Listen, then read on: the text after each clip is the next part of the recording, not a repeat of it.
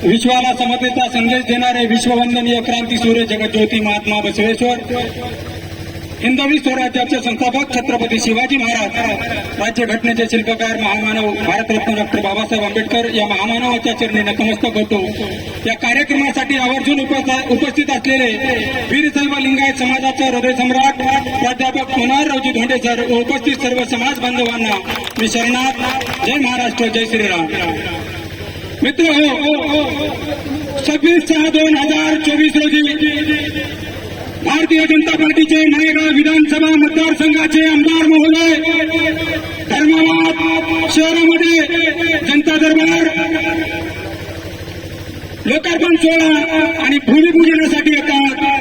त्याच ठिकाणी तुम्ही एका समाजाला निधी देता आणि त्याच वेळामध्ये त्याच्या बाजूला 3-3 वर्षापासून पेंडिंग पडून असलेला बहुसंख्य तुम्हाला मतदान करणारा हिंदू समाजाचा प्रलंबित प्रश्नाचा तुम्हाला विसर पडला का साहेब, असा प्रश्न फलकाच्या माध्यमातून माझ्या पक्षाचे शहर प्रमुख श्री सचिन रेड्डी चाकवड करतात आणि त्यांच्यावर हुकूमशाही पद्धतीने जर गुन्हा दाखल करत असाल तर ते अभिव्यक्ती स्वातंत्र्यावर घात आहे आणि तो वार आहे।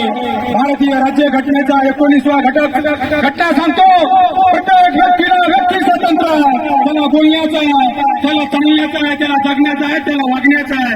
प्रत्येक व्यक्तीला व्यक्ती स्वतंत्रता असताना आम्ही आमच्या व्यक्ती स्वातंत्र्याच्या अधिकाराचा वापर करून तुमच्या तुमचे लक्ष केंद्रित करण्यासाठी जर आमच्याकडे तुम्ही लक्ष द्या म्हणणारा फलक लावत असाल, तुम्ही गुन्हा दाखल करत असाल तर तुमची निंदा करतो।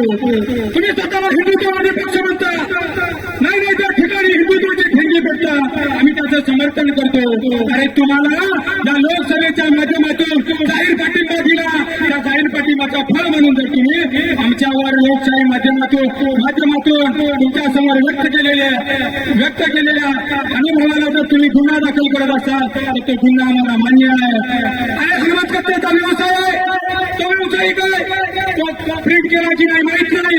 एखाद्या मृत्यूचं बॅनर असेल, एखाद्या लग्नाचा असेल, एखाद्या भोपळ्याचा असेल, आता व्यवसाय तो छापणारच आहे, तो छापल्याशिवाय राहणार नाही। पण याच्या अगोदर सुद्धा वीरशैव लिंगायत समाजाच्या दिगंबर सपाटीवर सुद्धा गुन्हा झाला, याच्या अगोदर अष्टवर गुन्हा झाला, सरपंच आहे। प्रत्येक घरात तुमच्या पक्षातले किती लोक निर्माण आहेत मला बोलायला लावू नका, बोलण्यासाठी भरपूर आहे, वेळ कमी आहे, बोलणारे मान्यवर आहेत, त्या मान्यवरांचा सन्मान आहे, त्यांना बोलायचं आहे। म्हणून आमदार राजेश भाऊ पवार साहेब तुम्हाला विनंती करतो, महाराष्ट्र नवनिर्माण सेना हा सत्तेत जरी नसला तर सत्तेत असले त्याचे पाय धरून ढोलक पाडण्याशिवाय राहणार नाही। अरे आमच्या मागे लागाल तर तुमच्या सत्तेची गोष्टी गिरवल्याशिवाय ही महाराष्ट्र नवनिर्माण सेना राहणार नाही। महाराष्ट्र नवनिर्माण सेनेच्या वतीनं अगोदर देखील वीरशैव लिंगायत समाजाच्या मोर्चेला जाहीर पाठिंबा होता, आजही पाठिंबा देतो।